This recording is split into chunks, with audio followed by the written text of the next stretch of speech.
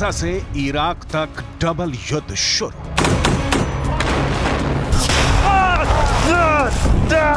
Gaza युद्ध धीरे धीरे मिडल ईस्ट से लेकर पश्चिम एशिया तक फैल चुका है। अब जो खबरें आ रही हैं वो हैरान करने वाली हैं।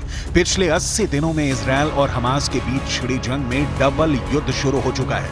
हालात ये हो गए हैं कि एक तरफ गाजा में इजरायली सेना हमास के लड़ाकों से आर पार की जंग कर रही है, जबकि दूसरी तरफ लेबनान बॉर्डर की तरफ से हिजबुल्लाह के लड़ाके इजरायली सैनिकों पर घात लगाकर हमले कर रहे हैं। यहां तक कि हूथी लड़ाकों ने इजरायल के साथ साथ अमेरिकी सैन्य ठिकानों पर हमले बहुत तेज कर दिए हैं। यहां तक कि ईरान के कताइब हिजबुल्लाह लड़ाकों ने इराक और सीरिया में अमेरिकी सैन्य ठिकानों पर रॉकेट से हमले किए हैं, जिसकी वजह से अमेरिकी सेना के होश उड़ गए हैं। हम आपको डबल युद्ध में ट्रिपल अटैक की वो हकीकत दिखा रहे हैं जो आने वाले दिनों में इजरायल और अमेरिका के लिए नासूर बनने जा रही है।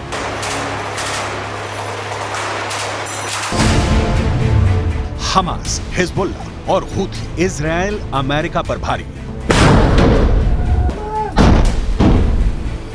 80 दिन बाद भी गाजा युद्ध में हमास की ताकत उतनी कमजोर नहीं पड़ी है जैसा इजरायल दावा कर रहा है।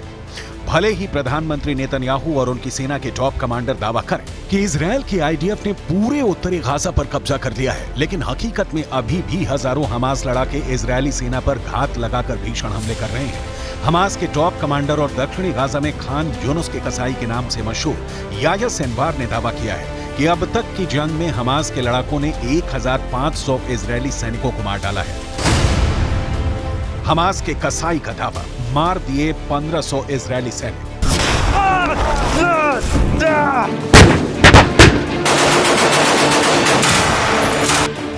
गाजा में भले ही इजरायली सेना ने बढ़त बना रखी हो, लेकिन इजरायल के पीएम नेतन्याहू को भी मानना पड़ा है कि गाजा युद्ध में इजरायली सैनिक काफी संख्या में मारे गए हैं, जो हालात को और बदतर बना रहा है। इजरायल खुद मान चुका है कि उसके 475 से ज्यादा सैनिक अब तक जंग में मारे जा चुके हैं। यह आंकड़ा वाकई इजरायल के लिए बहुत बड़े खतरे की घंटी है, लेकिन इस खतरे से बड़ा खतरा अब मिडिल ईस्ट से लेकर पश्चिम एशिया तक फैल चुका है, क्योंकि हूथी और ईरान समर्थित कताइब हिजबुल्लाह लड़ाकों ने इजरायल और अमेरिका के सैन्य अड्डों पर एक साथ हमले शुरू कर दिए हैं। पहले आप ये जान लीजिए कि हूथी और ईरान समर्थित लड़ाकों ने अमेरिका पर कहां हमला किया है। अमेरिका ने ये तो नहीं बताया है कि ईरान समर्थित लड़ाकों ने अमेरिकी सेना पर कब हमला किया था, लेकिन ये जरूर बताया है कि उत्तरी इराक में मौजूद अमेरिका के एरबिल एयर बेस पर ड्रोन से हमला किया गया था। अमेरिका के रक्षा सचिव लॉयड ऑस्टिन के मुताबिक इराक में अमेरिकी सैनिकों पर यह हमला ईरान समर्थित कताइब हिजबुल्लाह के लड़ाकों ने किया था। इराक में ईरान समर्थित कताइब हिजबुल्लाह के लड़ाकों के इस हमले में वैसे तो कई अमेरिकी सैनिक घायल हुए, लेकिन 3 सैनिक बेहद गंभीर रूप से घायल हैं। कताइब हिजबुल्लाह ने अमेरिकी सैनिकों पर ड्रोन से हमले कैसे किए, इसकी जानकारी नहीं दी गई और ना ही घायल अमेरिकी सैनिकों के नाम बताए गए हैं। इराक में कताइब हिजबुल्लाह के हमलों से अमेरिका बौखला गया था। हमास, हिजबुल्लाह और हूथी इजरायल अमेरिका पर भारी।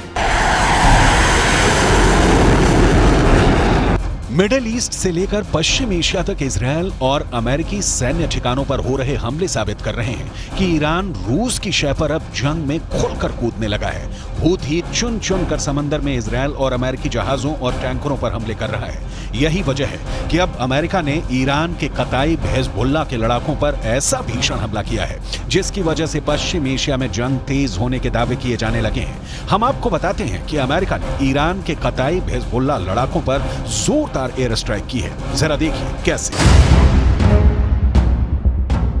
अमेरिकी रक्षा सचिव लॉयड ऑस्टिन के मुताबिक अमेरिकी सेना ने ईरान समर्थित कताइब हिजबुल्लाह पर भीषण हवाई हमले किए हैं। कताइब हिजबुल्लाह पर अमेरिका ने यह हमले इराक और सीरिया में किए हैं। सोमवार यानी 25 दिसंबर को अमेरिकी सेना ने कताइब हिजबुल्लाह पर हमला किया था। लड़ाकू विमानों और मिसाइलों से ईरान समर्थित कताइब हिजबुल्लाह लड़ाकों के 3 ठिकानों को अमेरिकी हमले में तबाह करने का दावा किया गया है। खबर के मुताबिक अमेरिकी सैनिकों के घायल होने के बाद राष्ट्रपति जो बाइडेन ने ईरान समर्थित मिलिशिया समूहों के खिलाफ जवाबी कार्रवाई करने का आदेश दिया था, जिसके बाद ये हमले किए गए। अमेरिकी सैन्य बलों ने इराक में कताइब हिजबुल्लाह और कई समूहों की ओर से इस्तेमाल की जाने वाले 3 ठिकानों पर हमले किए। ये सटीक हमले इराक और सीरिया में अमेरिकी अधिकारियों के खिलाफ ईरान प्रायोजित मिलिशिया हमलों का जवाब है। कताइब हिजबुल्लाह सरीखे समूह ने आरबिल एयरबेस पर हमला किया था। इजरायल और अमेरिका इस वक्त मिडिल ईस्ट और पश्चिम एशिया में डबल युद्ध से जूझ रहे हैं। पीएम नेतन्याहू को लग रहा था कि हमास युद्ध विराम इजरायल की शर्तों पर जरूर करेगा, लेकिन अब खबर आ रही है कि हमास के टॉप कमांडर्स ने साफ दावा कर दिया है कि हमास सीज फायर नहीं करेगा और ना ही कोई समझौता, वो आखिरी दम तक जंग करेगा। गाजा पट्टी में इस वक्त उत्तरी गाजा से ज्यादा भीषण जंग दक्षिणी गाजा में चल रही है। हालात ये हो गए हैं कि इजरायल और हमास की जंग थमने की एक और उम्मीद को बड़ा झटका लगा है।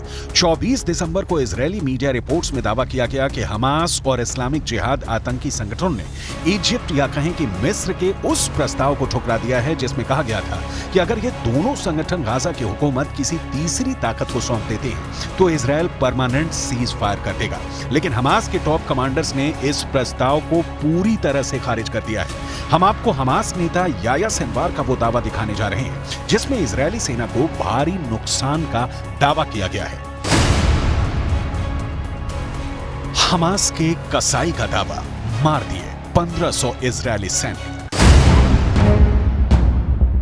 इजरायल की मीडिया रिपोर्ट के मुताबिक हमास के टॉप नेता और कमांडर याह्या सिनवार ने दावा किया कि हमास की सैन्य शाखा अल कसम ब्रिगेड ने 5000 से अधिक इजरायली सैनिकों को निशाना बनाया और उनमें से करीब 1500 इजरायली सैनिकों को मार डाला है। हालांकि ऐसा कोई आंकड़ा इजरायल की ओर से जारी नहीं किया गया है। हमास नेता सिनवार ने इजरायली सैन्य उपकरणों को नष्ट करने की संख्या के बारे में भी बढ़ा चढ़ाकर दावा करते हुए कहा कि हमास ने 750 इजरायली सैन्य वाहनों को तबाह कर दिया है। सिनवार ने इजरायल का जिक्र करते हुए कहा कि उसके कब्जे को मान लेने की शर्तों पर कभी समझौता नहीं होगा और ना ही हमास कभी सरेंडर करेगा।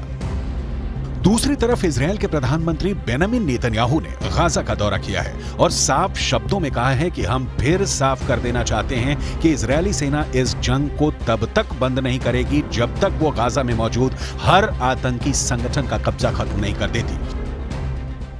אמש שוחחתי שוב עם הנשיא ביידן. אני מעריך את עמדתה האיתנה של ארצות הברית במועצת הביטחון, עמדה שתומכת במאמץ המלחמתי שלנו. אמרתי אתמול לנשיא ביידן שאנחנו נילחם עד לניצחון המוחלט. ייקח כמה זמן שזה ייקח. हालांकि इजरायल के भीषण हमलों से गाजा लगभग तबाह हो चुका है। जरा देखिए फिलिस्तीनी किस हालत में पहुंच चुके हैं।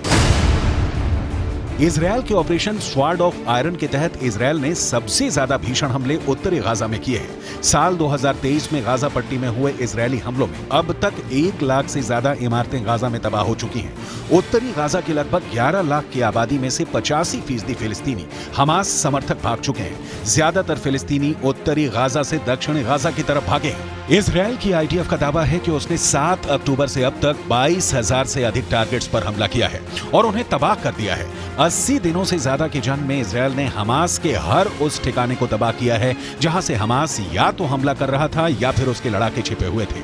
अमेरिकी मीडिया की रिपोर्ट के मुताबिक इजरायल ने दक्षिणी गाजा में भयानक बमबारी शुरू कर दी है। दक्षिणी गाजा में इजरायली वायुसेना 907 किलो के सैकड़ों बम गिरा रही है। एक्सपर्ट्स के मुताबिक अमेरिका ने भी किसी देश के रिहायशी इलाके में इतने बम नहीं गिराए हैं। कुल मिलाकर हमास, हिजबुल्लाह और हूथी तीनों संगठनों के लड़ाके इजरायल और अमेरिका से लंबे युद्ध की तैयारी में जुट चुके हैं। चीन, ईरान, रूस की शह पर अब मिडिल ईस्ट और पश्चिम एशिया में ऐसा डबल युद्ध शुरू हो चुका है जो नए साल में तीसरे विश्व युद्ध का बड़ा कारण बन सकता है।